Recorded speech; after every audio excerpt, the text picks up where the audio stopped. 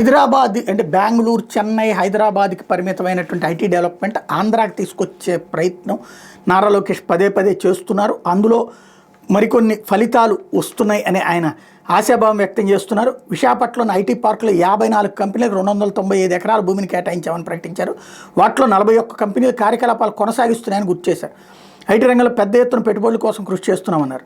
రానున్న రోజుల్లో ఈ రంగంలో సంచలన ప్రకటనలు వస్తాయని ఆశాభావం వ్యక్తం చేశారు. టాప్ 100 డెవలపర్స్ ఐటీ కంపెనీలు, బీపీఓలు, ఫార్చ్యూన్ 2500 కంపెనీలతో సంప్రదింపులు జరుగుతున్నాయని చెప్పారు. విశాఖ ఐటీ పార్కులో ప్రైవేట్ కంపెనీలు కేటాయించిన భూములు, కంపెనీల వివరాల మీద మండలి సభ్యులు అడిగినటువంటి ప్రశ్నకు సమాధానం, రాష్ట్రానికి ఐటీ రంగం చాలా కీలకమైంది. భూముల కేటాయింపులో అనవసర నిబంధనలతో కంపెనీలను ఇబ్బంది పెట్టే ఆలోచన లేదు.